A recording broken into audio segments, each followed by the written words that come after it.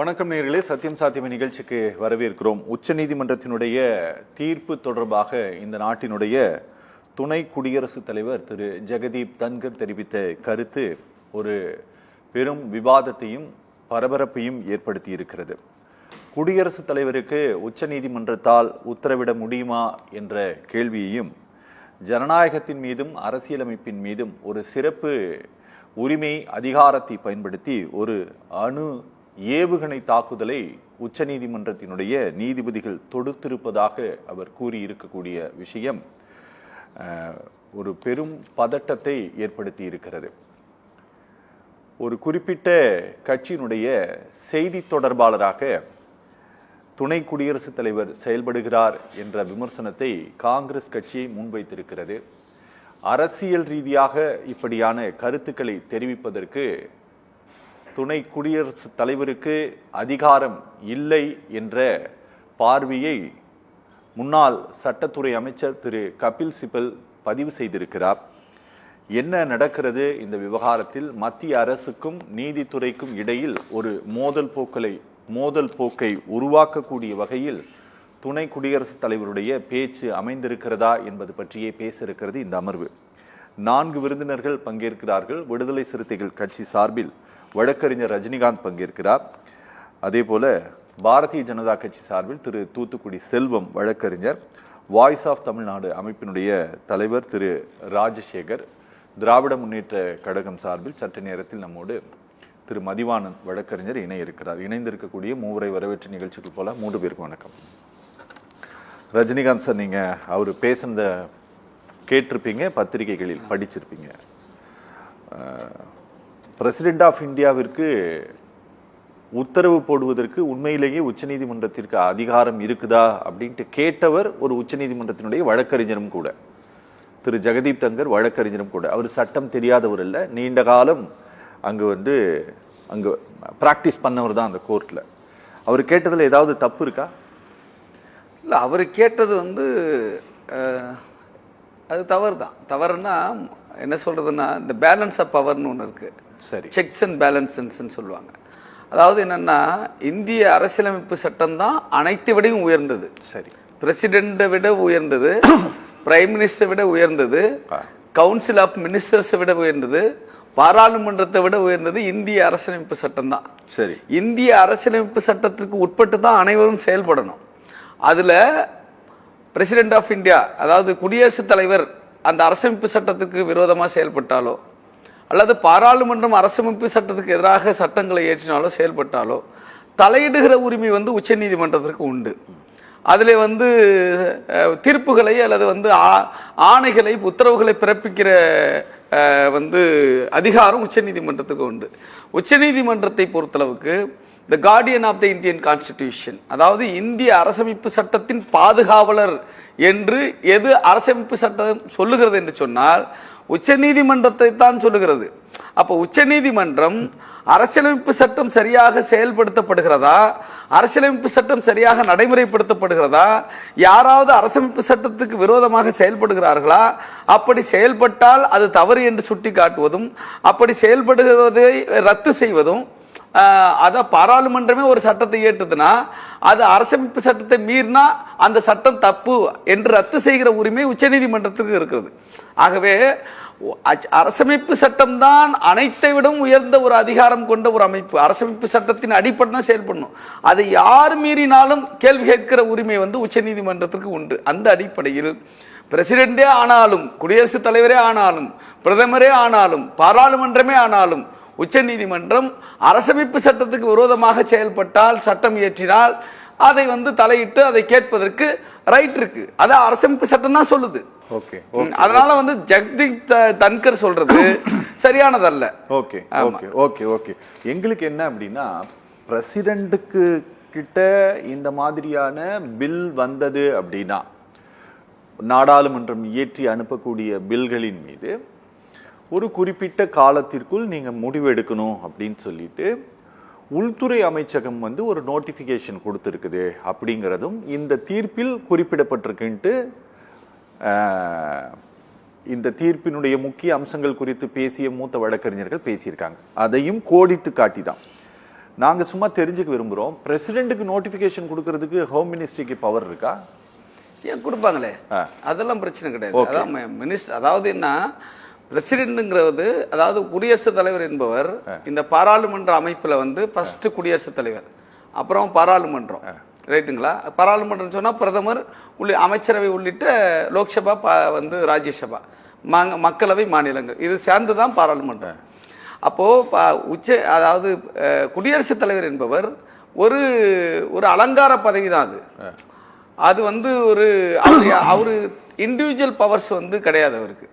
அவர் யாரு எந்த அடிப்படை செயல்படுனா வந்து advice of the council of ministers தான். அதாவது பாராளுமன்றத்தில் இருக்கிற பிரதமர் உள்ளடங்கிய பிரதமர் தலைமையில் இருக்கிற அந்த அமைச்சரவைக்கு கட்டுப்பட்டவர், அமைச்சரவை சொல்லுகிற செயல்களை நடைமுறைப்படுத்துறவர், அவங்க சொல்ற அட்வைஸ், அவங்க கொடுக்கிற வந்து அனைத்தையும் நடைமுறைப்படுத்துறதுக்கு ஒரு நாமினல் ஹெட் தான் வந்து பிரசிடென்ட், அதாவது குடியரசுத் தலைவர். அப்படி இருக்கும்பொழுது பாராளுமன்றம் அவருக்கு உத்தரவு அதாவது உத்தரவுன்னா என்ன சொல்றது, பாராளுமன்றம் அவருக்கு என்ன செய்யணுங்கிறத பாராளுமன்றம் தான் சொல்லும், அதாவது அமைச்சரவை தான் சொல்லும். அதனால அந்த அடிப்படையில் ஹோம் மினிஸ்ட்ரி வந்து ஒரு இது கொடுக்க முடியும், அதாவது ஒரு அட்வைசரி கொடுக்க முடியும். அப்போ வந்து ஹோம் மினிஸ்ட்ரி வந்து ஒரு கவுன்சில் ஆஃப் மினிஸ்ட்ரி வந்து ஒரு அட்வைஸை பிரசிடென்ட்டுக்கு கொடுக்க முடியும் அப்படின்னா, ஸ்டேட்னுடைய லெஜிஸ்லேட்டிவ்ல இங்க இருக்கக்கூடிய கவுன்சில் ஆஃப் மினிஸ்ட்ரியும் இந்த அவையும் ஒரு அட்வைஸ் கொடுக்க முடியும், அப்படிதான் அர்த்தம்? அதுதான் அர்த்தம். ஓகே, என்ன அதாவது குடியரசுத் தலைவருக்கும் பாராளுமன்றத்துக்கும் என்ன உறவோ அதே உறவு தான் வந்து மாநில சட்டசபைக்கும் சட்டமன்றத்திற்கும் கவர்னருக்கும் உள்ள வந்து தொடர்பும் அதுதான். அப்ப மாநில சட்டசபையை பொறுத்தளவுக்கு இங்க இருக்கிற கவர்னரை பொறுத்தளவு, ஆளுநரை பொறுத்தளவுக்கு அவருக்கு தனித்த அதிகாரம் கிடையாது. அப்ப அவரு 200, அதாவது இந்திய அரசமைப்பு சட்டத்தின் 200 வந்து மிக தெளிவாக சொல்லுது. அவர் எதன் அடிப்படையில் செயல்பட முடியும்னா, ஆளுநர் இந்த சட்டமன்றத்தில் இருக்கிற முதலமைச்சர் உள்ளிட்ட அமைச்சரவையினுடைய அறிவுறுத்தலுக்கு ஏற்பதான் செயல்பட முடியும். He has no separate power or individual power. He can act only on the advice of the council of minister of the state. மாநில அரசினுடைய அமைச்சரவையினுடைய அறிவுறுத்தலின்படிதான் ஆளுநர் செயல்பட வேண்டும். அதை தான் அவர் செய்யல, அதை தான் மீறாரு, அதை தான் தப்புன்னு சொல்லி உச்ச நீதிமன்றம் சொல்லியிருக்கு. அது தப்புன்னு சொல்லி தான் இப்ப தன்கர் பேசியிருக்காரு. ஓகே பேசலாம் சார். ராஜசேகர் சார் வணக்கம் சார். வணக்கம் ராஜசேகர் சார், ஒரு சட்டமன்றம் முழு மனதோடு இருக்கக்கூடிய எல்லா உறுப்பினர்களும் ஒன்றிணைந்து நிறைவேற்றிய மசோதா, அந்த மசோதாக்கள் மீது ஆண்டு கணக்காக நடவடிக்கை எடுக்கல, அதுக்காக வழக்கு தொடுத்து அந்த வழக்கு வருடக்கணக்கில் நடந்து அந்த வழக்கின் மீது ஒரு தீர்ப்பை வந்து இந்த நாட்டினுடைய உச்சபட்ச விசாரணை அமைப்பு கொடுத்திருக்குது சார். இவங்க இதை வந்து ஒரு அணு ஏவுகணை போல இவங்க வந்து டெமோக்ரஸி மேல இதை வந்து தொடுத்து இருக்கிறாங்க, இது வந்து நல்லதில்லை இப்படின்ட்டெல்லாம் பேசி இருக்கிறவரும் வழக்கறிஞரும் கூட தான் சார். இது ஏதாவது ஒரு இம்பாக்ட் ஏற்படுத்துமா சார் ஜுடிஷியரிக்குள்ள இவருடைய இந்த பேச்சு? வணக்கம் அரவிந்த், நீங்க அவரு துணை ஜனாதிபதி, ஒரு வழக்கறிஞர், சரி ஏற்றுக்கொள்கிறேன். அவர் துணை ஜனாதிபதி, நிச்சயமாக அதுவும் நியமனம் செய்யப்பட்ட ஒரு பதவி, அதையும் ஏற்றுக்கொள்கிறேன். ஆனால் அவர் என்ன பேசுறாருன்னா, நீங்க நல்லா பார்க்கணும், உச்சநீதிமன்றம் கொடுத்த அந்த தீர்ப்பு ஆர்டிக்கல், நம்மளுடைய அரசியலமைப்பு சட்டம், இந்த கான்ஸ்டிடியூஷன்ல article 142 of the Indian Constitution grants Supreme Court broad discretionary power to ensure complete justice. Underline complete justice in any matter pending before it. This means the court can issue orders, decrees, directions necessary to resolve disputes comprehensively, even if they deviate from existing laws. Underline பண்ணுங்க.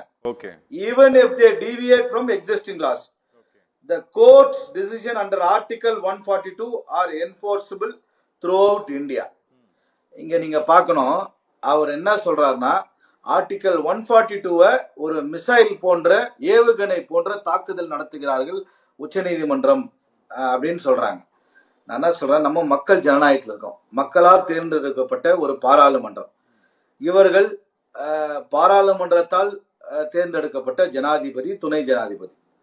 அப்படி இருக்கும்போது everybody has their own limits, Lakshmana ரேகைன்னு சொல்லுவாங்க. அதை cross பண்ணாத வரைக்கும் எல்லாமே நல்லபடியாக தான் இருக்கும். அதாவது நான் இன்னொரு விஷயம் சொன்னோம், பரமசிவன் கழுத்துல இருக்க பாம்பு கேட்டுச்சான் கருடா சௌக்கியமானு. எல்லாரும் இருக்க வேண்டிய இடத்துல இருந்தா எல்லாரும் சௌக்கியமே, அதான் உச்சநீதிமன்றம் சொல்கின்றது. இந்த தீர்ப்பை அப்படிதான் நான் புரிந்து கொள்கிறேன். ஏன்னா அவங்க இடத்துல இருந்தா பிரச்சனையே கிடையாது. when the president, when the governor commits a wrong or அவங்க ஒரு அன்கான்ஸ்டிடியூஷனலா ஒரு முடிவை எடுக்கிறாங்கன்னா உச்சநீதிமன்றத்துடைய கடமை. ஏன்னா மக்கள் உச்சநீதிமன்றத்தையும் நீதிமன்றங்களை நம்பிதான் இருக்கிறோம். சாதாரண குடிமகனுக்கும் ஜனாதிபதிக்கும் ஒரே சட்டம் என்று மேடைக்கு மேடை எல்லாரும் பேசுகிறோமே. எதை பேசுகிறோம்? இதை தான் பேசுகிறோம். நெற்றிக்கண்ணை திறப்பினும் குற்றம் குற்றமே நான் சொல்றோம். குற்றம் யார் செய்தாலும், அது நீதிபதியாக இருந்தாலும் ஜனாதிபதியாக சட்டம் ஒன்றுதான் என்பது இந்த நாட்டினுடைய சட்டம், அரசியலமைப்பு சட்டம் சொல்கின்றது. அப்படி இருக்கும்போது நம்ம உச்ச நீதிமன்ற தீர்ப்பு மக்கள் நலனில் தான் இந்த உச்ச நீதிமன்ற தீர்ப்போ. இப்ப இவங்களே உதாரணத்துக்கு சொல்றேன், கடந்த 10-11 ஆண்டுகளாக உச்ச நீதிமன்றம் பல தீர்ப்புகள் வழங்குச்சு. அயோத்தியா தீர்ப்பு, ட்ரிபிள் தலாக்கு, இதெல்லாம் தனக்கு வந்தா ரத்தம், மற்றவங்களுக்கு வந்தா தக்காளி சட்னியா? இல்ல அப்படியே மாத்தி சொல்லுவோம், தனக்கு வந்தா தக்காளி சட்னி, மற்றவங்க வந்தா ரத்தமா? இல்ல எப்படி வேணா நீங்க ட்விஸ்ட் பண்ணிப்பீங்களா? அதாவது நம்ம ஒன்று பண்ண உச்ச நீதிமன்றம் தலையெடுத்து அப்ப எல்லாத்தையும் எல்லாருக்குமே பிரச்சனை இருக்குது தீர்ப்புல. சரி, ரிவர்ஸ் பண்ணிடலாமா எல்லா ஜட்ஜ்மெண்ட்ஸும்? உச்ச நீதிமன்றம் தானே தீர்ப்பு கொடுத்துச்சு. சரி, நீங்க கவர்னர் அவருடைய பணியை ஒழுங்காக செய்திருந்தால், கவுன்சில் ஆஃப் மினிஸ்டர் சட்டமன்றம், தமிழக சட்டமன்றம், தமிழ்நாட்டின் சட்டமன்றம் போட்ட அந்த பில்ஸை ஒழுங்காக அவர் கிடப்பில் போடாமல் அதை உடனடியாக பரிந்துரை செய்திருந்தால் இந்த பிரச்சனையே வந்திருக்காது. கவர்னர்ஸ் ஆபீஸ் அவர் ஒரு குறிப்பிட்ட கட்சியின் மாவட்ட செயலாளராக செயல்படும் போதுதான் பிரச்சனை உருவாகிறது. குறிப்பிட்ட கட்சி என்றால் பாஜக தான். அதை என்ன ஒளிவு மறைவு என்ன இருக்குது? So there is a limit.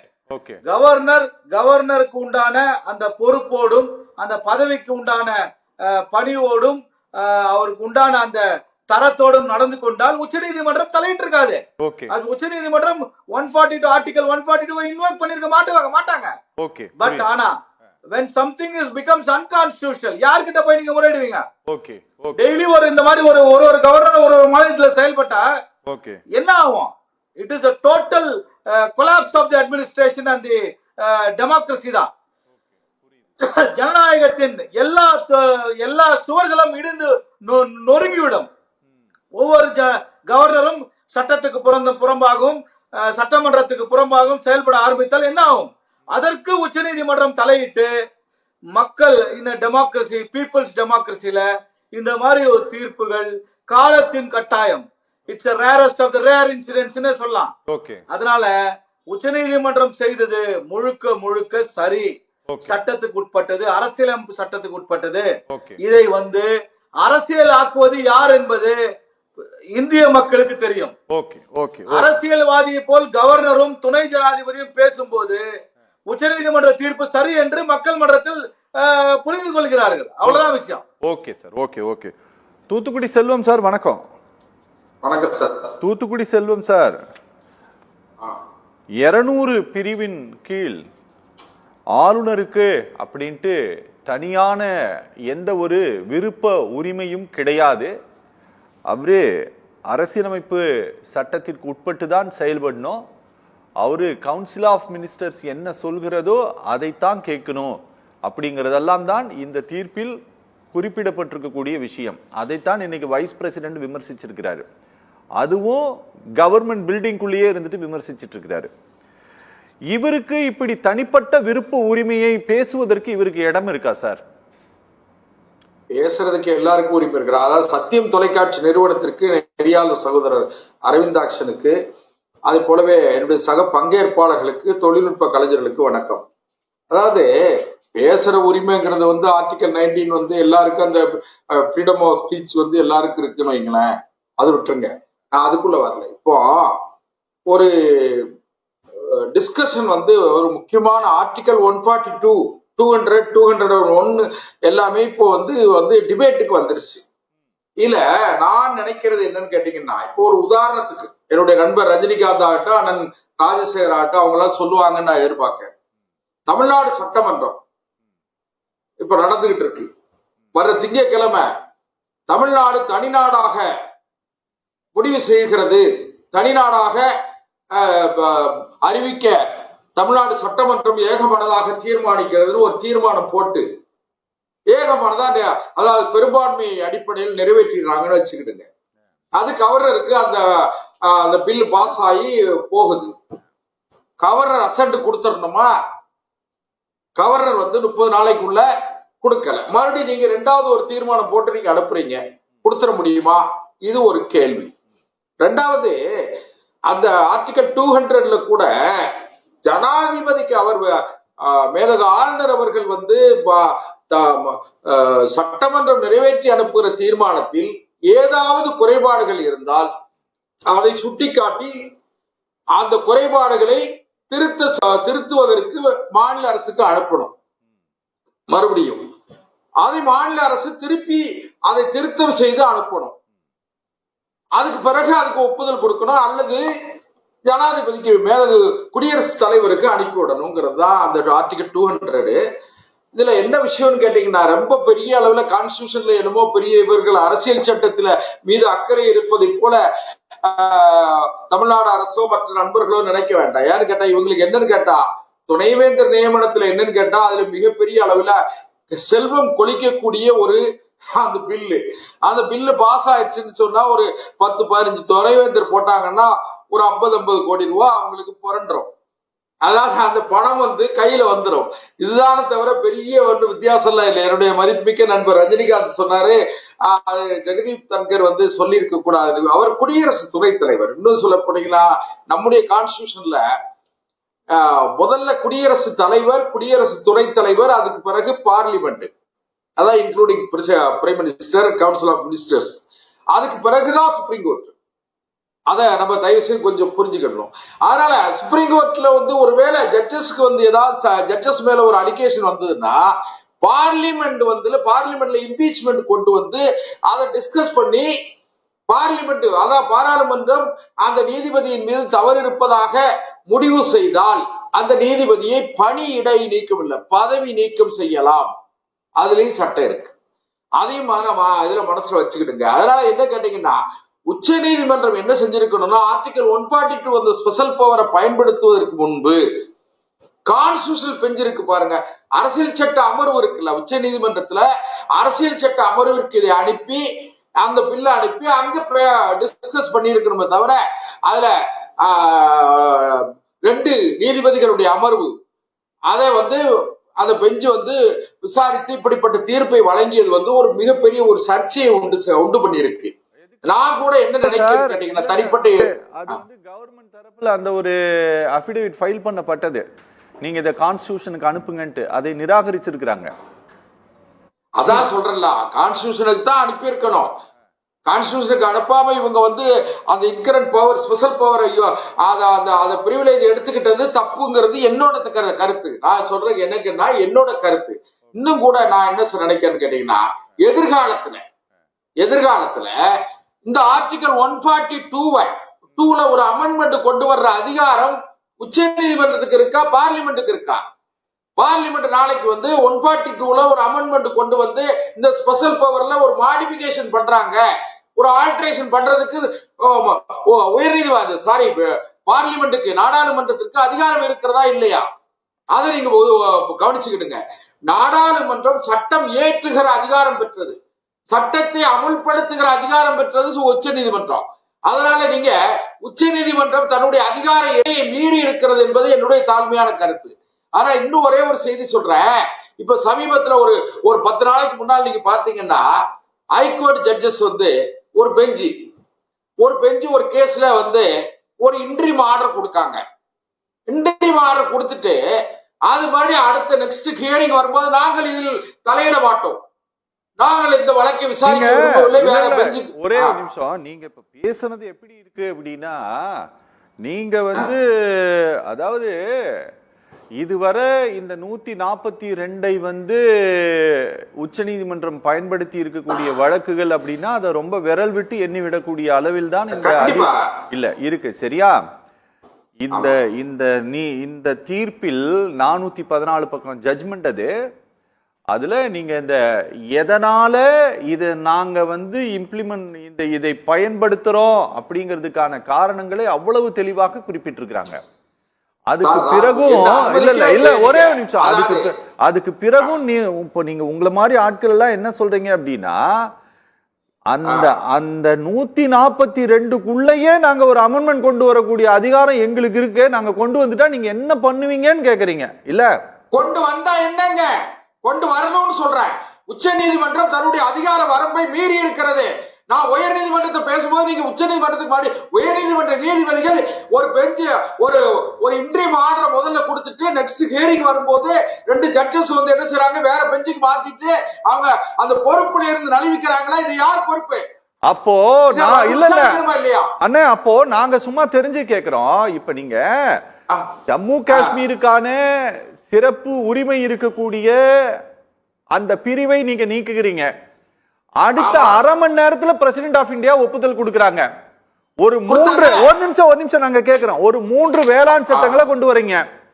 என்ன 100கணக்கான பேர் செத்து போனா என்ன, ஒரு 50 கட்சியினுடைய தலைவர்கள் கையெழுத்து போட்டு பிரசிடென்ட் கிட்ட இதுக்கு ஒப்புதல் கொடுக்காதீங்கன்னு ரெக்வஸ்ட் பண்றாங்க. அதையும் மீறி நீங்க கொண்டு வரீங்க. நீங்க மணி பில்லா கொண்டு வந்து, என்ன நீங்க மசோதாவாக கொண்டு வரல, நீங்க மணி பில்லாக கொண்டு வந்து நீங்க என்ன பண்றீங்க, நீங்க இந்த தேர்தல் பத்திரங்கள் சம்பந்தமான ஒரு சட்டத்தை நீங்க நிறைவேற்றுறீங்க. அது மசோதா ரெகுலர் இல்ல இது எல்லாத்துக்கும் நீங்க கொண்டு வர எல்லாத்துக்கும் பிரசிடென்ட் ஒப்புதல் கொடுக்கணும். அதே ஸ்டேட் கவர்மெண்ட் ஏதாவது கொண்டு வந்ததுன்னா 3 ஆண்டு 4 ஆண்டுன்ட்டு கவர்னர் மூலமா வச்சுக்கிட்டு நீங்க தொல்லை பண்ணிட்டு, ஒரே ஒரு சிம்பிள் ரீசன் என்ன சொல்றீங்க, துணைவேந்தர்கள் ஒரு 12 பேரை போட்டா ஒரு 50 கோடி பணம் வரும். 12 × 50 எவ்வளவு வருது? அதிகபட்சம் 600 கோடி வருது. இந்த 600 கோடிக்காக ஒரு அரசாங்கம் அவ்வளவு கேவலமா நடக்கும் நீங்க மொத்த மாநிலத்தையே நீங்க கேவலப்படுத்துறீங்க. 600 கோடி ரூபாய்ங்கிறது சாதாரணமா போச்சு. இப்போ ஏன்னா 6000 கோடி 10,000 கோடி எல்லாம் ரொம்ப சாதாரண, ரொம்ப பெரிய அமௌண்ட்னு சொல்லி பேசிக்கிட்டு இருக்கிறதுனால 600 கோடி ரொம்ப சாதாரணமா நினைக்கிறீங்க. நான் இதுவரை என்ன நினைச்சுக்கிட்டு இருந்தேன்னா, எனக்கு எதிர்வரிசையில அண்ணன் ராஜசேகர், நண்பர் ரஜினிகாந்த், நண்பர் மதிவாணன் 3 பேர் தான் எதிர்வரிசையில இருக்காங்க நினைச்சேன். இப்போதான் தெரியுது அண்ணன் அரவிந்தாக்ஷன் அவர்களும் எதிர்வரிசையில இருந்து பேசுறாங்க. சார் சந்தேகத்தை கேக்குறோம் சார், அதுக்கு பேர் எதிர்வரிசை இல்ல. உங்களுக்கு புரிதல் பிழை. நான் என்ன பண்ணட்டும், உங்களுக்கு பார்வை பிழை இருந்ததுன்னா அதை டாக்டரால சரி பண்ணிட முடியும். புரிதல் பிழை நீங்களே தான் சரி பண்ணிக்கிறோம், இல்லன்னா அதுக்கு இருக்கிற மனநல மருத்துவத்தை தான் போகணும். இல்ல கேளுங்க, நான் சொல்றது வரை கேளுங்க. அதாவது அந்த ஜுடிஷியரி பவரை இடத்துக்கு இடம் நேரத்துக்கு நேரம் மிஸ்யூஸ் பண்றாங்க. அதாவது நீங்க நான் இப்ப சமீபத்துல கூட ஒண்ணு சொல்றேன், ஒரு இன்ட்ரீம் ஆர்டர் கொடுக்கிற வரைக்கும் அன்னைக்கு இவருக்கு இந்த ஜட்ஜஸுக்கு பெஞ்சு அந்த பெஞ்சுக்கு தெரியணுமா வேண்டாமா, இன்ட்ரீம் ஆர்டர் கொடுக்கும். அதுக்கு கொடுத்துட்டு அடுத்த ஹியரிங் வரும்போது அதே பெஞ்சு நாங்க இந்த வழக்கை விசாரிக்க விரும்பல, வேற பெஞ்சுக்கு மாத்துங்கன்னு சொல்லி அத சிஐக்கு அவங்க டைரக்ட் பண்றாங்கன்னா அது என்ன நியாயம் இருக்கு? அதனால ஜுடிஷியரி சில நேரங்களில் அத்துமீறுகிறார்கள், சில நேரங்களில் எந்த கேஸ் சொல்றீங்க? நீங்களே முடிவு பிடிக்கிறீங்க. நீங்க சொல்லக்கூடிய வழக்கை விசாரித்த நீதிபதியினுடைய உறவினர் ஒருத்தர் சம்பந்தப்பட்ட மந்திரிக்கு வழக்கறிஞரா செயல்பட்டு இருக்காருன்னு ஒரு விமர்சனம் வந்தோன்னா ஜட்ஜி நாகரிகமா போறாரு. அதுல என்ன பிரச்சனை உங்களுக்கு? அன்னைக்கு இன்டர்வியூ ஆர்டர் கொடுக்கும்போது அந்த ஜட்ஜுக்கு தெரியாதா? இன்டர்வியூ ஆர்டர் கொடுக்கும்போது அந்த ஜட்ஜுக்கு அவரு அந்த நீதிபதிக்கு சொந்தக்காரர், அவருக்கு வேண்டியாலும் இவருக்கு வேண்டியாலும் தெரியாதான்னு கேட்க. நீங்க இதுக்கு பதில் சொல்லுங்க. நீங்க உங்களுக்கு வசதியானதெல்லாம் வழங்கி போயிருங்க. வசதியானத அதாவது இங்க பாருங்க, ஒரே ஒரு விஷயம் இங்க பாருங்க. நீங்க நீதிபதிகள் மேலையும் இப்ப வந்து ஒரு என்ன சொல்றீங்க, ஒரு உள்ளர்த்தம் கற்பிக்க தொடங்கிட்டீங்க. இந்த நாட்டினுடைய நாடாளுமன்ற அவையில் ஒரு உறுப்பினர் நான் சொல்றத கேளுங்க. இந்த நாட்டோட நாடாளுமன்ற அவையில் ஒரு உறுப்பினர் பதவி ஏற்கும் போது அவமானம் அவமானம் அப்படின்ட்டு ஒரு கோஷம் எழுப்பப்பட்டது அப்படின்னா அது ஒரே ஒரு உறுப்பினர் பதவி ஏற்கும் போது மட்டும்தான். அவருக்கு பேர் வந்து திரு ரஞ்சன் கோகாய். இந்த நாட்டினுடைய உச்ச நீதிமன்றத்தினுடைய தலைமை நீதிபதியாக இருந்தவர். நீங்க கொண்டாடி தீர்க்கக்கூடிய வழக்கின் தீர்ப்பு வழங்கப்பட்ட போது அவர்தான் தலைமை நீதிபதி. புரியுதா உங்களுக்கு?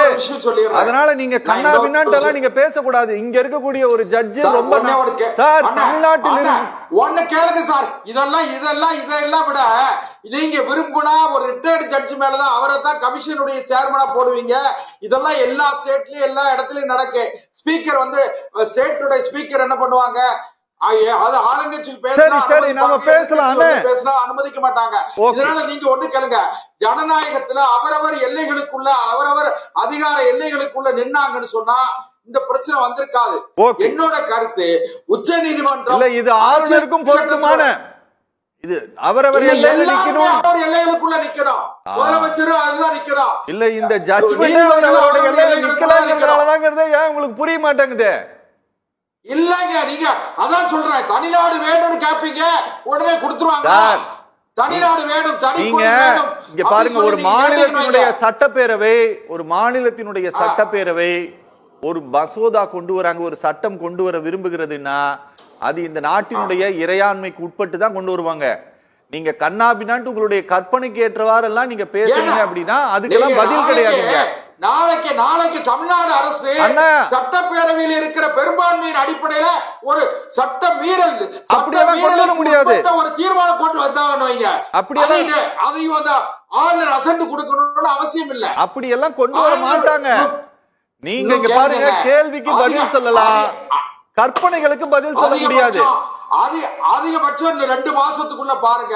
சரி, இந்த உச்ச நீதிமன்றத்துடைய அந்த தீர்ப்பு நிச்சயமா வந்து ரிவிஷனுக்கு போகும், கான்ஸ்டிடியூஷன் பெஞ்சுக்கு போகும், டிஸ்கஸ் பண்ணுவாங்க. நிச்சயமா இந்த பெஞ்சோட இந்த ஜட்ஜ்மெண்ட் வந்து கண்டிப்பா வந்து அத மாத்துவாங்கிறது என்னோட கருத்து, மாடிஃபை பண்ணுவாங்கிறது என்னோட கருத்து. ஓகே சார், வணக்கம். மதிவாணன் வணக்கம்ங்க, கேக்குதுங்களா? மதிவாணன், ஒரு பெரிய வரலாற்று சிறப்புமிக்க ஒரு தீர்ப்பை தமிழ்நாடு அரசாங்கம் ஒரு நெடிய போராட்டத்திற்கு பிறகு பெற்றிருக்கிறது. ஆனா அதை வந்து ஒரு பெரிய யுத்த களமாகவே மாற்றுவதற்கான முயற்சி மேற்கொள்ளப்பட்டு வருகிறது. அதனுடைய வெளிப்பாடுதான் துணை குடியரசுத் தலைவருடைய பேச்சு அப்படின்ட்டு ஏதாவது சந்தேகப்படுறீங்களா?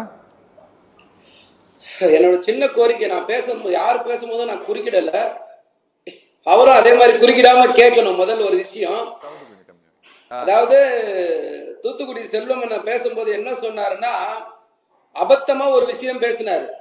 அதாவது சட்டமன்றத்துல ஒரு தீர்மானம் நிறைவேற்றிட்டாங்கன்னா நாளைக்கு வந்து தனி நாடு ஆயிடும், அப்படி ஒரு தீர்மானத்தை நிறைவேற்றவே முடியாது. சரி, இந்திய அரசியலமைப்பு சட்டத்துக்கு உட்பட்டு தான் நீங்க எந்த தீர்மானத்தையும் நிறைவேற்ற முடியும். அப்படி நிறைவேற்ற முடியாத பட்சத்துல அதுக்கு அடுத்தது சட்ட நிகழ்வா என்ன நடக்குன்றது எல்லாருக்குமே தெரியும், அண்ணன் செல்வன் தவிர. ஓகே, அடுத்த விஷயம் என்னன்னா, இந்த ஆளுநர் RN ரவியை பொறுத்த வரைக்கும் அதுக்கு முன்னாடி அண்ணன் சொன்னாரு, இந்த வேந்தர் சம்பந்தமா ஒரு விஷயம் என்ன சொன்னாருன்னா, இந்த மாதிரி வந்து நீங்க வந்து வேந்தர் எல்லாம் போட்டா இவ்வளவு பணம் கிடைக்கும் அப்படின்னு சொல்லிட்டு. அப்ப இதுக்கு முன்னாடி பிஜேபி காரங்க எவ்வளவு இந்த மாதிரி வாங்கினாங்கன்றது அவர் தயவு செஞ்சு சொல்லணும். இதுக்கு முன்னாடி RN ரவி ஆளுநரா இந்த இடத்துல எவ்வளவு வாங்கினாருன்றது அவர் சொல்லணும். முதல்ல ஒரு பொதுவெளியில பேசுறோம்னா வாய்க்கு வந்ததெல்லாம் பேசக்கூடாது. அவர் பேசின வார்த்தையெல்லாம் வந்து நிச்சயமா ஒரு நிமிஷம், ஆனா நீங்க பேசும்போது நான் அமைதியா இருந்தா நீங்க தயவு செஞ்சு அமைதியா இருங்க. ரொம்ப அபத்தமா பேசுனீங்க. இந்திய அரசியலமைப்பு சட்டத்துக்கு உட்பட்டு ஒரு சட்டமன்றம் தீர்மானம். ஒரு நிமிஷம் செல்வன அமைதியா இருந்தா ஒரு நிமிஷம் பேச விட மாட்டேன். அடுத்தது ஒரே ஒரு நிமிஷம் அவர் செல்வன் பாக்ஸ்ல காட்டுங்க. தூத்துக்குடி செல்வன் கொஞ்சம் அவரை பேச அனுமதிங்க தயவு செஞ்சு சொல்றேன். நாகரிகத்துக்காக நான் சில வார்த்தைகள் தக்க பாக்குறேன். சரி, ரொம்ப மோசமா பேசுவேன். கொஞ்சம் எதுவும் பேசல, அவர் அமைதியா தான் இருக்காரு. சார் இந்த மிரட்டல் உருட்டல்ல விட்டுருங்க. இந்த மிரட்டல் உருட்டல விட்டுட்டு முதல்ல பேசுங்க சார். சார் பேசுறது முதல்ல கேளுங்க சார். ஒரு சட்டமன்றத்தில் ஒரு தீர்மானம் கொண்டு வந்துருவாங்களா, உடனே தனியா கேட்டுருவாங்களா, உடனே இவர் வந்து இது பண்ணிட்டு வாரா? அந்த மாதிரிலாம் கொண்டு வர முடியாது. முதல்ல அதை தெரிஞ்சுங்க. தெரியாம வந்து பேசாதீங்க பொதுவெளியில. அதுக்கப்புறம் பணம் வாங்குறத பத்தி பேச நீங்க எவ்வளவு வாங்கி உங்க டேன் வரும்போது சொல்லுங்க. நீங்க 1974 ஸ்டேட் ஆஃப் பஞ்சாப் ஷம்ஷேர் சிங் வழக்குல என்ன சார் தீர்ப்பு கொடுத்தாங்க? மாநில சட்டமன்றத்துக்கு தான் முழு அதிகாரம் சொன்னாங்களா இல்லையா சார்? பஞ்சாப் வழக்குல இப்போ பன்வாரிலால் புரோஹித் எதிராக என்ன சார் சொன்னாங்க? அதுதானே சொன்னாங்க. மகாராஷ்டிரா வழக்குல, மேற்கு வங்க வழக்குல, தெலுங்கானா வழக்குல, கேரளா வழக்குல எல்லாத்துலயும் யாருக்கு அதிகாரம் இருக்கு? மாநில சட்டமன்றத்துக்கு தான் அதிகாரம் இருக்கு. ஆர்டிகல் 163 இருக்கட்டும், 164 இருக்கட்டும், எந்த பிரிவா இருந்தாலும் பல இடத்துல சொல்லி இருக்கு. ஆர்டிகல் 163 ஒரு ஆளுநர் மதிக்கல, ஆர்டிகல் 164 மதிக்கல. எதையுமே மதிக்காம தீர்மானத்தை கொடுக்கிறோம். தீர்மானம் எது சம்பந்தப்பட்டது? கல்வி சம்பந்தப்பட்டது. கல்வியில உயர்கல்வி நம்பர் 1 மாநிலமா தமிழ்நாடு இருக்கு. அந்த உயர்கல்வி சம்பந்தப்பட்ட ஒரு மசோதா கொடுக்கிறோம். அதுல 10 மசோதாவை நீங்க கிடப்புல போடுவீங்க. நீங்க உங்களை கேட்கறதுக்கு ஆள் இல்லைன்னு சொன்னா என்ன வேணா செய்வீங்களா? உச்சநீதிமன்றம் எப்ப தலையிடுது? முதல்ல அதை புரிஞ்சுக்கணும். நீங்க கல்வி சம்பந்தப்பட்ட ஒரு மசோதாவை காலம் தாழ்த்துறீங்க. காலம் தாழ்த்த கூடாதுன்னு சொல்லிட்டு ஒரு மசோதா ஒப்புதல் கொடுக்குறாங்க. நீங்க தயவு செஞ்சு ஜட்ஜ்மெண்ட்டை படிக்கணும். அவங்க அந்த வீட்டோ பவரை எப்ப எடுக்கிறாங்க, 144 142 எப்ப பயன்படுத்துறாங்கன்னா உங்க மேல நம்பிக்கை இழந்ததுக்கு அப்புறம் தான் பயன்படுத்துறாங்க. அவரு ஒரு அந்த மசோதாவை சார் ஜெராக்ஸ் எடுத்து அனுப்புறாரு சார் குடியரசுத் தலைவருக்கு. ஒரிஜினல் இங்க வச்சுக்கிட்டு குடியரசுத் தலைவருக்கு ஜெராக்ஸ் அனுப்புறாரு. இது எந்த அடிப்படையில் நியாயம்? அப்போ உச்சநீதிமன்றம் தன்னோட அதிகாரத்தை பயன்படுத்துது. நான் திரும்ப தெளிவா கேட்கிறேன், இந்த நாட்டுல சட்டம் சரியும் தப்புன்னு சொல்ல வேண்டிய அதிகாரம் யாருகிட்ட இருக்குது? இந்த நாட்டு உச்சநீதிமன்றத்துக்கு தான் இருக்கு, உங்க பாக்கெட்ல இல்ல. நான் கேட்கிறேன், உச்சநீதிமன்றத்தை எந்த நீங்க வந்து மதிச்சிருக்கீங்க சொல்லுங்க? தேர்தல் ஆணைய நியமனம், இடி டைரக்டர் சம்பந்தமா, தேர்தல் பத்திர முறை.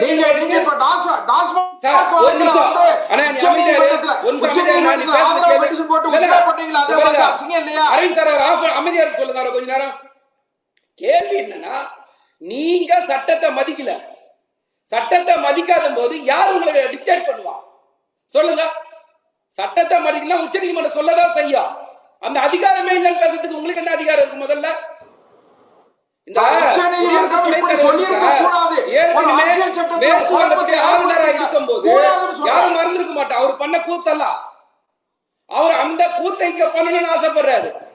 எங்களுடைய கேள்வி, ஒரு நிமிஷம், எங்களுடைய கேள்வி என்னன்னா, அரசியலமைப்பு சட்டத்துல உயர்ந்த இடத்துல இருக்கிறது உச்ச நீதிமன்றம் தான்.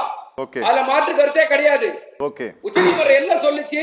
நீங்க மேல்முறையீடு கேட்கும் போது ஒத்துக்கல, டிஸ்மிஸ் பண்ணிடுச்சு அந்த பெட்டிஷனை. தயவு செஞ்சு புரிஞ்சுங்க. நீங்க அரசியலமைப்பு சட்டத்தை சகோதரர் என்ன சொல்றாரு? நீ ஒரு நிமிஷம் நீங்க குறிப்பிட்ட ஒரு மசோதாவை எதுக்காக காலம் தாழ்த்துறன்னு சொன்னா பதில் சொல்லணும். இது உங்க வீட்டு நல்லா புரிஞ்சுங்க. ஆர்.என். ரவிக்கு ஒரு சித்தாந்தம் இருக்கலாம், கொள்கை இருக்கலாம், RSS சொல்றதை கேட்கலாம். ஆனா அதெல்லாம் கேட்டுட்டு அவர் வந்து இஷ்டத்துக்குலாம் செய்ய முடியாது. அரசியலமைப்பு சட்டத்துக்கு கீழே தான் இயங்குது. முதல்ல அதை உணரணும். நீங்க ஹெட் ஆஃப் தி டிபார்ட்மெண்ட் உச்சநீதிமன்றம் தான். நீங்க நாடாளுமன்றத்திலே இப்போ வக்ஃப் போர்டு மசோதான்னு ஒண்ணு திருத்த கொண்டு வந்தீங்க சார். உச்சநீதிமன்றம் நீங்க நிறுத்தி வச்சிருக்கா இல்லையா? அந்த அதிகாரம் இருக்குதா இல்லையா? அதிகாரமே இல்லன்னு எப்படி பேசுவாரு? முதல்ல பேசலாம். அப்போ பேசுற அத்தனை வார்த்தையும் பொய்யான வார்த்தை, தப்பான வார்த்தை. நாங்க கேட்கறது அரசியலமைப்பு சட்டத்தை மதிக்கணும்னு சொன்னா அதிகாரமே இல்லன்னு பேசுவீங்களா நீங்க? ஓகே சார், ஓகே பேசலாம் சார். நம்ம ஒரு சின்ன பிரேக் அப்புறமே பேசலாம் சார். ஒரு சின்ன பிரேக் எடுத்துக்கலாம். நேரிலே ஒரு சிறிய இடைவேளைக்கு பின் சத்தியம் சாத்தியமே தொடரும். We are very glad that we admitted her here because my daughter, though she is not very high studious girl, we wanted her to be an all-round development and it has worked out well. எங்களுடைய support என்னைக்கும் உங்களுக்கு உண்டு. அது எங்க குழந்தைங்க. நாங்க எப்பவுமே bring your children அப்படின்லாம் எந்த மெசேஜுமே நாங்க போடுறதில்ல. நாங்க அவர் அப்படிங்கிற வேர்டு தான் யூஸ் பண்ணுவோம். அப்படி இருக்கிறதுக்கு தான் நாங்க ஆசைப்படுறோம். Olive Tree Group of Schools, CBSE. Admission open for 2025 to 26 for pre-KG to grade 6 and grade 11. To enroll, contact 755000112.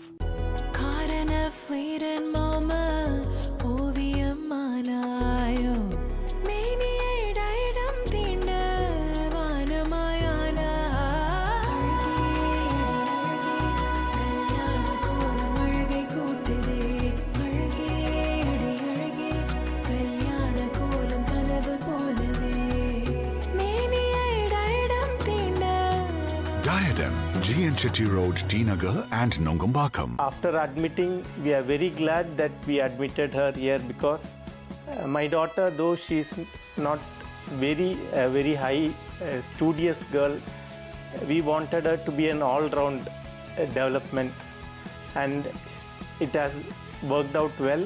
எங்களுடைய சப்போர்ட் என்னைக்கும் உங்களுக்கு உண்டு. அது எங்க குழந்தைங்க. நாங்கள் எப்பவுமே பிரிங் யுவர் சில்ட்ரன் அப்படின்லாம் எந்த மெசேஜுமே நாங்கள் போடுறதில்ல. நாங்கள் அவர் அப்படிங்கிற வேர்டு தான் யூஸ் பண்ணுவோம். அப்படி இருக்கிறதுக்கு தான் நாங்கள் ஆசைப்படுறோம். Olive Tree Group of Schools, CBSE. Admission open for 2025 to 26 for pre-KG to grade 6 and grade 11. To enroll, contact 755000112.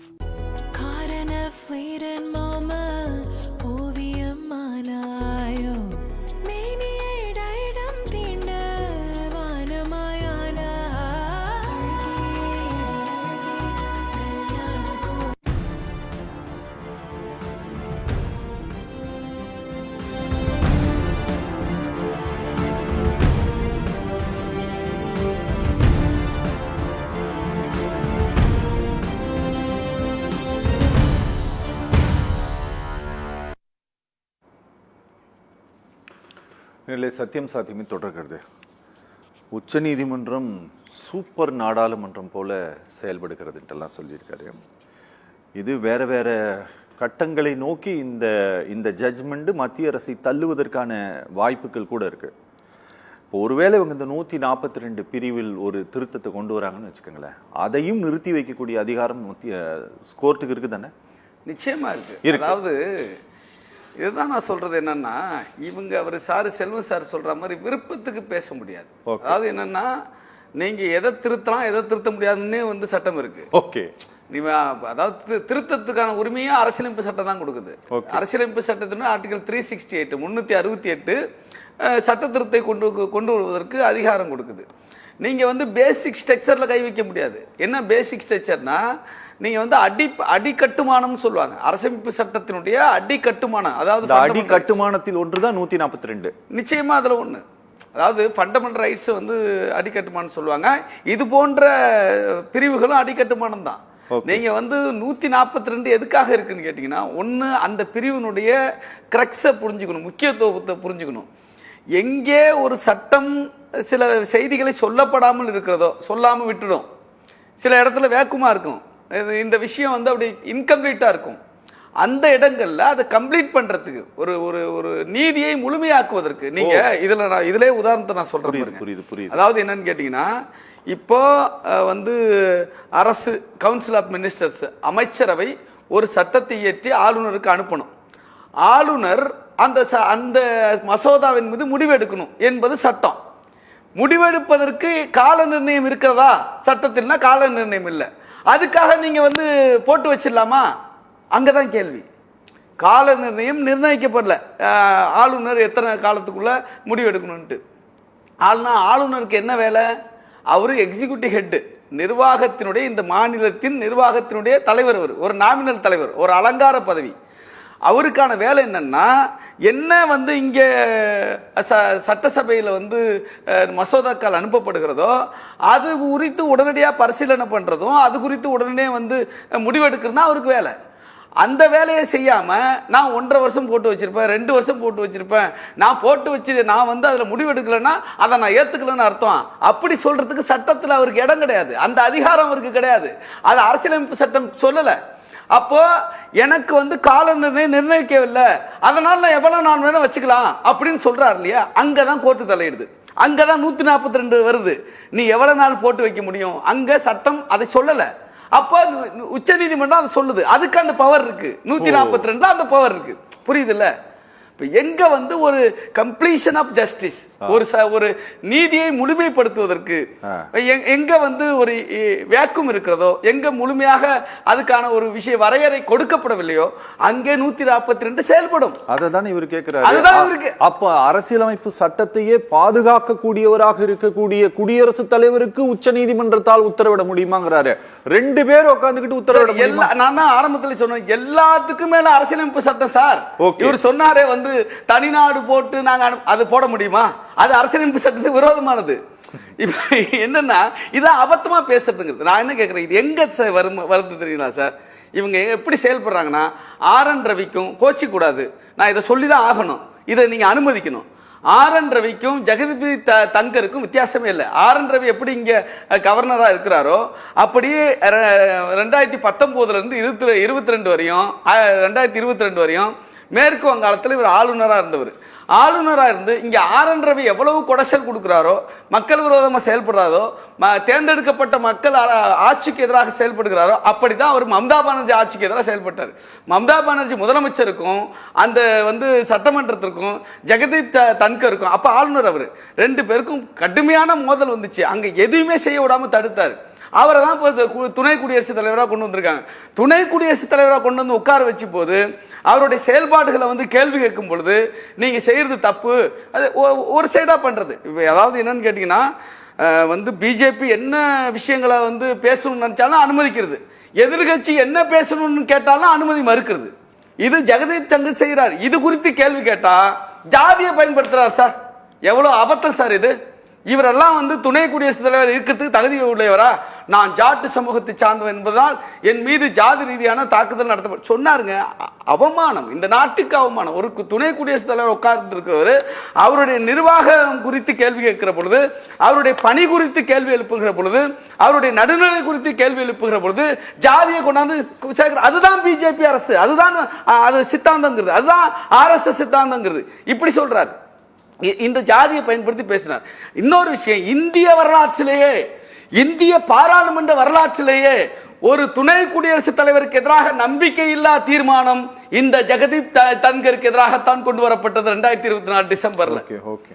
அதாவது பெரும்பான்மை இல்லை என்றாலும் கூட இவர் அம்பலப்படுத்தணும், இவர் எவ்வளவு மோசமா இருக்காரு என்பதை அம்பலப்படுத்தணும் தான். இப்ப இவங்களுக்கு என்ன தெரியுங்களா, இவங்களுக்கு வந்து சிஏஏ சட்டம் கொண்டு வந்தப்போ அது சரின்னு உச்ச நீதிமன்றத்தின் சில நீதிபதிகள் சொன்னாங்க. அப்ப இவங்களுக்கு பிரச்சனை இல்லை. அது வந்து நேரடியாக இப்பவும் அது சரின்னு தான் சொல்லி வச்சிருக்கிறாங்க. அது நேரடியாக அரசியலமைப்பு சட்டத்தினுடைய அடிப்படை கூறுகளுக்கு எதிரானது. அதாவது அடிப்படை கூறுகள்ங்கிறது மிக முக்கியமாக வந்து அது முகப்புரை, அரசமைப்பு சட்டத்தின் முகப்புரையும் அரசமைப்பு சட்டத்தின் அடிப்படை உரிமை என்று சொல்லப்படக்கூடிய அரசமைப்பு சட்டத்தின் பிரிவு 12 35 வரை உள்ள பிரிவுகளை வந்து அடி கட்டுமானம் சொல்லுவாங்க.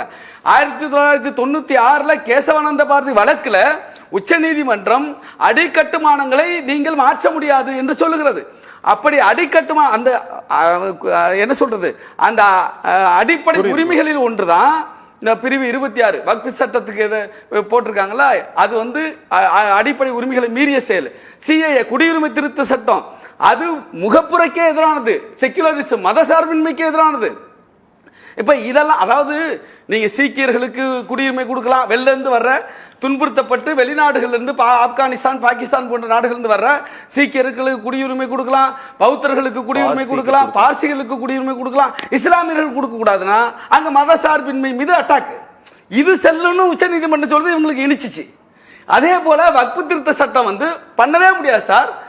வந்து அதுவுமே வந்து அடிப்படை உரிமைகள் வருது. ஆர்டிகல் 26 சொல்லுது சார், ஒரு மதத்தை அந்த மதம் சார்ந்த சொத்துக்களை நிறுவனங்களை அதை நிர்வகிப்பதற்கு அந்தந்த மதத்தில் சார்ந்தவர்களுக்கு உரிமை இருக்குன்னு 26 சொல்லுது. இவங்க கொண்டு வந்திருக்க வகுப்பு திருத்த சட்டம் அதன் மீதான தாக்குதல். இவங்களுடைய அனைத்து தாக்குதல்களுமே அரசியலமைப்பு சட்டத்தின் மீதான தாக்குதல். இதை வந்து பொறுத்துக்கிட்டு இது இனிச்சிச்சு இவங்களுக்கு. இப்ப கேள்வி கேட்டா கசக்குது. எந்த விதத்துல நியாயம் இது? ஓகே, தூத்துக்குடி செல்வம் சார், நீங்க பேசலாம். நீங்க பேசும்போது யாருமே குறுக்கிட மாட்டாங்க, மத்தவங்க பேசும்போது நீங்களும் குறுக்கிடாதீங்க. நான் உங்ககிட்ட கேள்வி வைக்கல, மத்தவங்க நிறைய பேர் பேசியிருக்காங்க, அதனால நீங்க சொல்ல நினைக்கிறது எல்லாத்தையும் சொல்வதற்கு நான் அனுமதிக்கிறேன். சரி, 1975 ஜூன் 25 1975 ஜூன் 25 ஓவர் நைட்ல கான்ஸ்டிடியூஷனை வந்து பிரேக் பண்ணி விசா என்கிற maintenance of internal security act சொல்லி ஒண்ணு இந்திரா காந்தி அம்மா கொண்டு வந்து எல்லாவற்றையும் முடக்கினார்கள். நீதிமன்றத்திலிருந்து பேச்சுரிமை, எழுத்துரிமை எல்லாவற்றையும் முடக்கினார்கள். அந்த அதிகாரம் நாடாளுமன்றத்திற்கும் ஜனாதிபதிக்கும் இருந்தது. அதை மனசுல வச்சுக்கிடுங்க. குடியுரிமை சிஏஏ சட்டத்தெல்லாம் பத்திலாம் நண்பர் ரஜினிகாந்த் ரொம்ப ஆவேசமா சொன்னாரு. பக்கத்துல இருக்கிற ஈழத்துல நம்முடைய தொப்புள் கொடி உறவாக இருந்து வந்திருக்கிற தமிழ் அகதிகளுக்கு இன்னைக்கு வரைக்கும் இந்தியாவுடைய குடியுரிமை நீங்க தான் காரணம், பிஜேபி தான் காரணம் சார். அண்ணே இந்திய அரசு தான் யாரு நீங்க கேட்கலங்க. அண்ணே அண்ணே இந்த நாடாளுமன்றத்துக்கு இருக்குன்னு சொன்னீங்கல்ல, அதே பிரதம மந்திரிய வீட்டுக்கு அனுப்புவதற்கும் அந்த நீதிமன்றத்துக்கு அதிகாரம் இருந்தது. ஒன்னே ஒன்று கேளுங்க சார். இப்போ நான் என்ன சொல்றேன்னா, அரசியல் சட்டத்தோட 142வது பிரிவை நீதிபதிகள் தவறாக பயன்படுத்தி இருக்கிறார்கள். அதை என்ன செஞ்சிருக்கணும்னா, கான்ஸ்டிடியூஷன் பெஞ்சுக்கு அனுப்பி இருந்தா ஒரே ஒரு பதில் இருக்கு, நான் சொல்றேன். சொல்லுங்க. அதாவது சார் 142 உட்பிரிவு 3 பத்தி பேசுறாரு தன்கர். 142 உட்பிரிவு 2 பாருங்க. அந்த 2ல குறைவான நீதிபதிகள்கிட்ட கூட அந்த அதிகாரத்தை உச்ச நீதிமன்றம் ஒப்படைக்கலாம்னு சொல்லுது. சரிங்களா? அதனால அவர்கள் விசாரித்ததும் தீர்ப்பு சொன்னதும் அரசியலமைப்பு சட்டத்தின்படியே சரிதான். இப்ப கேளுங்க சார். இப்போ 2 போய் படிச்சுவாங்க பார்லிமெண்ட்ல. கேளுங்க சார். அடுத்து கேபினெட்ல, அடுத்து சென்ட்ரல் கவர்மெண்ட் கேபினெட்ல வந்து ஒரு ரெசல்யூஷன் பாஸ் பண்ணி ஒரு அமெண்ட்மெண்ட் கொண்டு வருவாங்க. கொண்டு வந்து ஆகணும். இல்லன்னு சொன்னா கான்ஸ்டிடியூஷன்ல வந்து ஒரு கொலாப்ஸ் ஆயிரும், கன்ஃபியூஷன் ஆயிரும். அதை கொண்டு வர வேண்டிய ஒரு நிர்பந்தத்தை, கட்டாயத்தை உச்ச நீதிமன்றம் தவறாக கொண்டு வந்திருக்கிறது.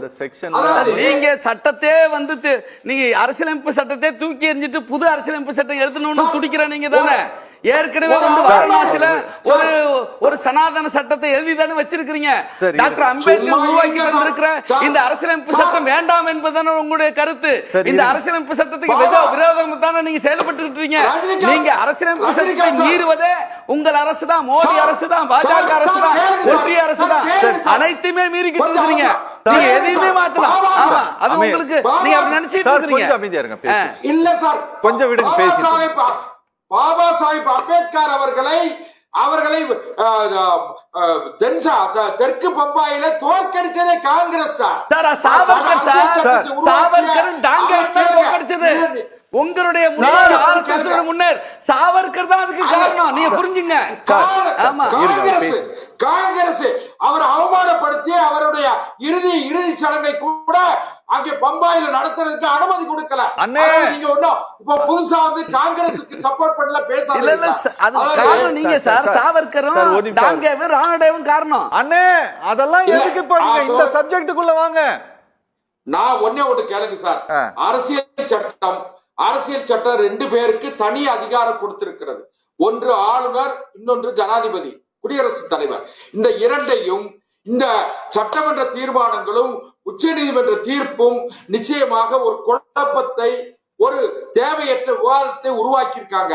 இது நிச்சயமா அது பல்வேறு தளங்களில் அதிகார எல்லைகளுக்கு உட்பட்டு பல்வேறு தளங்களில் விவாதிக்கப்பட்டு நிச்சயமா சீரமைக்கப்பட வேண்டும்.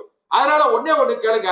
தமிழ்நாடு அரசு என்னமோ புதுசா வந்து இவர்களுக்கு மாநில சுயாட்சி, மாநில உரிமைகளை எல்லாம் பறிகொடுத்தது திமுக.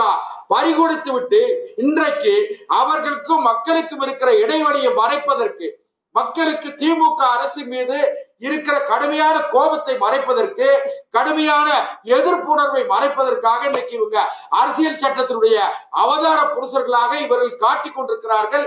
நிச்சயமா சொல்ற சார், இன்னும் எண்ணிக்கிட்டு இருக்கீங்க ஒரு 10 மாசம். அது they are counting their days. அதான் ஒண்ணு மாற்றமே இல்ல, அவங்க எண்ணிக்கிட்டே இருக்காங்க. அதனால சட்டமன்றத்தில் ஒரு ஆளு சார் கொஞ்சம் அமைதியா இருங்க மதிவான. அரசியல் களம் மாறிக்கொண்டு நிச்சயமா சொல்றேன். 2026 இவர்களுடைய அனைத்து விதமான பித்தலாட்டுத்தனங்களுக்கு ஒரு முடிவை தமிழ்நாட்டினுடைய வாக்காளர் பெருமக்கள், டெமோக்ரசி ஜனநாயகத்தினுடைய காவல் தெய்வங்களான வாக்காளர் பெருமக்கள் வழங்க காத்திருக்கிறார். ஓகே சார், வணக்கம். ராஜசேகர்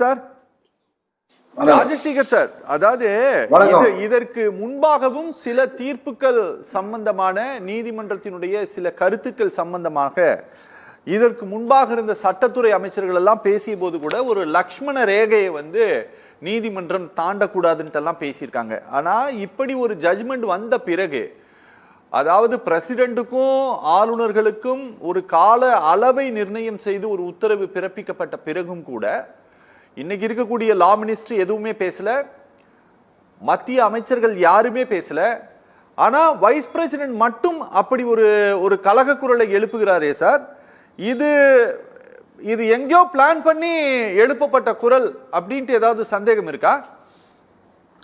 இல்ல, அது டெஃபினட்டா அதுல நீங்களே வந்து கேள்வியும் நானே பதிலும் நானேன்ற மாதிரி ஒரு வைஸ் பிரசிடென்ட் ஆபீஸ வந்து பீலிட்டில் பண்ற மாதிரி, அதாவது அந்த ஆபீஸ்க்கு உண்டான மரியாதை கொடுக்காமல் அவர் இறங்கி வந்து நீங்க வந்து ஒரு அரசியல்வாதி போல் பேசுவது மக்கள் மன்றத்தில் அது எல்லாருமே இந்திய மக்கள் கூர்ந்து கவனித்துக் கொண்டிருக்கிறார்கள். ஏன்னா the office of the vice president must be above all this politics and other issues. See, எப்படி இப்போ scissors wife must be above suspicion. சீசரின் மனைவி அனைத்து சந்தேகங்களுக்கும் அப்பாற்பட்டவளாய் இருக்க வேண்டும் என்பது போல ஜனாதிபதியும் துணை ஜனாதிபதியும் அரசியல் தொடர்புக்கு அப்பாற்பட்டு அந்த பதவிக்கு உண்டான அந்த நாற்காலிக்கு உண்டான மரியாதையோடு அவங்க நடந்து கொள்ள வேண்டும், பேச வேண்டும் என்பதுதான் மரபு. அந்த பேச வேண்டும் என்பதுதான் காலகாலமா அது கடைபிடித்த மரபு. அந்த மரபை மீறி துணை ஜனாதிபதியின் பேச்சு இருந்தது எல்லாருக்கும் தெரிந்த ஒன்று. உச்சநீதிமன்ற தீர்ப்பு டெஃபினட்டா வெல்கம். இது வந்து கொண்டாடப்பட வேண்டிய தீர்ப்பு. அனைத்து இந்திய மக்கள் 140 கோடி இந்திய மக்களும் இந்த தீர்ப்பை கொண்டாட வேண்டும். நீதிபதிகள் வந்து they have used their wisdom and சட்டத்துக்கு உட்பட்டு, அரசியலமைப்பு சட்டத்துக்கு உட்பட்டு அவர்கள் ஒரு தீர்ப்பை வழங்கியிருக்கிறார்கள். இந்த மாதிரி ஒரு ஜனநாயக கடமை ஆற்றிருக்கிறார்கள் என்றுதான் நான் நம்புகிறேன். இதை வந்து மக்கள் மன்றத்தில் அனைத்து அரசியல் கட்சிகளும் எடுத்து சென்று எப்படி இந்த அரசியலமைப்பு சட்டம் எப்படி பந்தாடப்படுகிறது, அரசியல்வாதிகள் மட்டும் இல்ல, அரசியல் தொடர்புள்ள பெரிய பதவியில் இருக்கும் நபர்களை பயன்படுத்தி எப்படி பண்றாங்க என்று அனைவருக்கும் கொண்டு செல்ல வேண்டிய கடமை ஒவ்வொரு கட்சிக்கும் இருக்குது. முக்கியமாக எதிர்கட்சி பாஜகவுக்கு எதிர்கட்சியாக இருக்கிற அனைத்து கட்சிகளுக்கும் இந்த அழுத்தம் கவர்னர் மூலியமாகவும் துணை ஜனாதிபதி பேச்சும் வெட்ட வெளிச்சமாக தெரிகின்றது. கவர்னர்கள் தொடர்ந்து அத்துமீறி கொண்டு இருப்பதை உச்சநீதிமன்றம் ஒரு முற்றுப்புள்ளி வைத்தது. அது வரவேற்கத்தக்க ஒரு தீர்ப்பு. ஓகே மதிவாணன், நீங்க ஏதோ சொல்ல வந்தீங்க, தயவு செஞ்சு சொல்லுங்க. நமக்கு டைம் ஆயிடுச்சு, நிகழ்ச்சி நம்ம முடிக்கணும். பொறுத்த வரைக்கும் இந்த ஜட்ஜ்மெண்ட்டை முழுசா படிக்கல. அந்த ஜட்ஜ்மெண்ட் கொடுக்கும் போது உச்சநீதிமன்றம் நீதிபதிகள் பல இடத்துல சொல்றாங்க, ஆளுநர் ரவியோட செயல்பாடுல நேர்மை இல்ல, அவருக்கு தனிப்பட்ட அதிகாரம் இல்ல, ஆளுநர் செயலுடைய ஏற்புடையதல்ல, ஆளுநர் செயல்படு அரசியல் அமைப்புக்கு எதிரானது.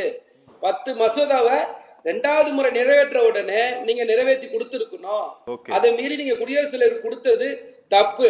நீங்க இந்த ஜட்ஜ்மெண்ட்ல உச்சநீதிமன்ற நீதிபதிகள் மனசு கஷ்டப்பட்டு சொல்றாங்க. கடைசியா சொல்லும் போது ஒரு வார்த்தை என்ன சொல்றாங்கன்னா, அரசியலமைப்பு சட்டத்தை உருவாக்கியவர்கள் எவ்வளவு நல்லவர்களாக இருந்தாலும் அதை நடைமுறைப்படுத்தக்கூடிய இடத்துல இருக்கிறவங்க அந்த அளவுக்கு இல்ல அப்படின்னு மன வேதனைப்பட்டு சொல்றாங்க. இன்னைக்கு துணை குடியரசுத் தலைவர் பேசுறதுல என்னோட எளிமையான ஒரு கேள்வி சார், அவர் இங்க இருக்கிறவர் வந்து செல்வன் அட்வொகேட் சீனியர்ஸ் எல்லாரும் இருக்காங்க. நான் என்ன கேட்கறேன்னா, என்னோட ஒரே ஒரு கேள்வி, அரசியலமைப்பு சட்டத்துல 142 அப்ப எதுக்காக கொடுக்கப்பட்டதுன்னு ஒரு கேள்வி இருக்குல்ல. அப்ப அந்த 142 கொடுக்கப்படுறது நோக்கம் என்னன்னா, எப்போ நீதி வந்து வழுவுதோ அந்த இடத்துல உச்சநீதிமன்றம் அந்த அதிகாரத்தை எடுத்து மக்களுக்கான சட்டத்தை நிறைவேற்ற இடத்துல தானே இருக்கு. இது ஒண்ணு. 2வது, உச்சநீதிமன்றத்துக்கு திரும்பவும் சொல்ற பல வழக்குல இதே மோடி அரச கொட்டி இருக்கு, தலைமையிலேயே பல இடத்துல கொட்டி இருக்கு. நேற்று அதுக்கு உதாரணம் இந்த வகுப்பு போர்டு பில்லை நிறுத்தி வச்சிருக்கிறது. நீங்க குறிப்பிட்டு சொன்ன மாதிரி வேளாண் சட்டமா இருக்கணும், அல்லது வந்து ஆர்டிகல் 370 திரும்ப பெற்றதா இருக்கட்டும், இல்ல சிஏஏ என்ஆர்சி என்பிஆர் சட்டங்களா இருக்கட்டும், இல்ல முத்தலாக் சட்டம், எல்லாமே சார் மக்கள் விரோத சட்டங்களா கொண்டு வராங்க. இப்படி மக்கள் விரோத சட்டங்களா கொண்டு வரும்போது உங்களுக்கு மெஜாரிட்டி இருக்குதுன்ற ஒரே காரணத்துக்காக எல்லாத்தையும் ஏத்துக்க முடியுமா? சட்டம்ன்றது மக்களுக்காக இருக்கணுமே தவிர உங்க பெரும்பான்மையினுடைய விருப்பத்துக்கு ஏற்றதா இருக்கக்கூடாது. சோ உங்களுக்கு ஒரு குறிப்பிட்ட மக்கள் ஓட்டு போடுறாங்கன்றதுக்காக அந்த மக்களை நீங்க திருப்திப்படுத்தணும், அவங்களுக்காக நீங்க சட்டத்தை வளைக்கணும்னு நினைச்சா உச்ச நீதிமன்றம் தலையிடும்.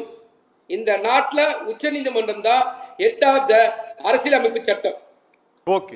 அரசியலமைப்பு சட்டத்துல உச்சபட்சத்துல இருக்க உச்ச நீதிமன்றம் நிச்சயமா தன்னுடைய வேலையை செய்யும். அதை தான் செஞ்சிருக்கு. அது நீங்க கஷ்டப்பட்டாலும் சரி கஷ்டப்படாலும் சரி, இதான் நிதர்சனமான உண்மை. ஓகே ஓகே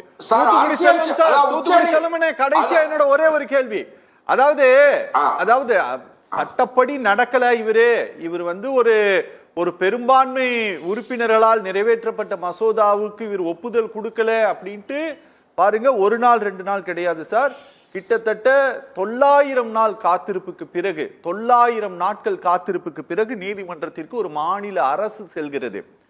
ஆனா சென்று அது மாத கணக்கில் அந்த வழக்கு நடந்து அதுல ஒரு ஜட்ஜ்மெண்ட ஒரு விசாரணையினுடைய உச்ச அமைப்பில் இருக்கக்கூடியவர்கள் ஒரு ஜட்ஜ்மெண்ட கொடுத்த பிறகு இந்த என்ன சொல்றாங்க, ஜனநாயக சக்திகளுக்கு எதிரான அணு ஏவுகணையை போன்று உச்ச நீதிமன்றம் இந்த 142 பயன்படுத்தி இருக்குன்னு சொல்றாரு.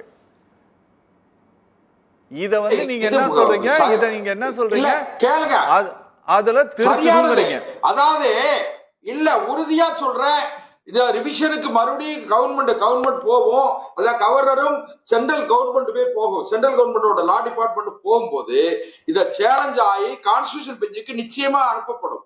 அரசியல் சட்டத்தினுடைய அமர்வுக்கு, அரசியல் சட்ட அமர்வுக்கு இது அனுப்பப்படும் பொழுது நிச்சயமா இத டீப்பா அனலைஸ் பண்ணுவாங்க, டீப்பா டிஸ்கஸ் பண்ணுவாங்க. அதுக்கு பிறகு ஒருவேளை தேவைப்பட்டால் அரசியல் சட்டத்தினுடைய 142வது பிரிவுல திருத்தம் செய்ய வேண்டிய காலமும் தேவையும் இப்போ வந்துருச்சு. ஏன்னு கேட்டீங்கன்னா, பொது சிவில் சட்டம் என்று சாதாரண மக்களும் பொது சிவில் சட்டம் தேவைன்னு சொல்லி சாதாரண மக்கள் பேசக்கூடிய நிலைக்கு வந்துருச்சு. இன்றைக்கு பாரத பிரதமர் நரேந்திர மோடியினுடைய இருக்கு சார், எல்லா சட்டங்களும் நிறைவேறிக்கிட்டு இருக்கு. சரி,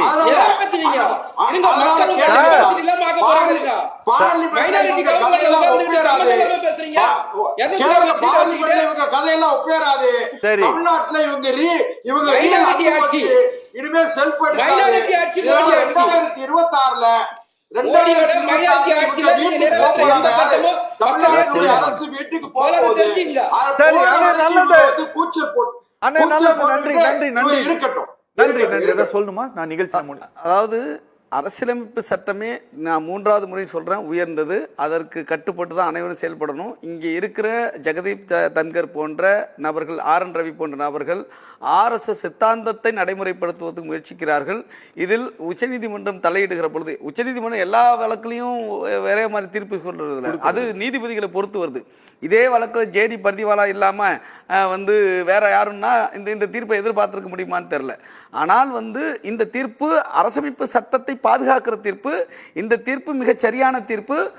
ஜெகதீப் தன்கர் தன்னுடைய தகுதியை மீறி, தன்னுடைய நிலையை மீறி அவர் ஒரு RSS கருத்தை, வக்ஃப் சட்டத்தை வந்து கொண்டு தவறு என்று சொன்ன உச்சநீதிமன்றத்துடைய அந்த நிலையை அவர் வந்து தாங்க முடியல. வந்து அதே போல வந்து இவர்களுடைய அரசமைப்பு சட்ட விரோத நடவடிக்கையை உச்சநீதிமன்றம் கடிவாளம் போட்டதை இவர்களால் தாங்க முடியவில்லை. இவர்கள் ஒரு சர்வாதிகார ஆட்சியை நடத்த வேண்டும் என்று எண்ணுகிறார்கள். இதற்கு உச்சநீதிமன்றம் சரியான வகையிலே கடிவாளம் போட்டிருக்கிறது. இது சரியானதுதான். ஜெகதீப் தன்கர் அவருடைய கருத்து மிக தவறானது. ஓகே, ரொம்ப நன்றி. நேயர்கள் மற்றும் நிர்வாகம் சார்பாக நிகழ்ச்சியில் பங்கேற்று பேசிய 4 பேருக்கும் ரொம்ப நன்றி. நிகழ்ச்சி நிறைவு பெறுகிறது. மீண்டும் மற்றொரு நிகழ்ச்சியில் சந்திக்கலாம். நன்றி, வணக்கம்.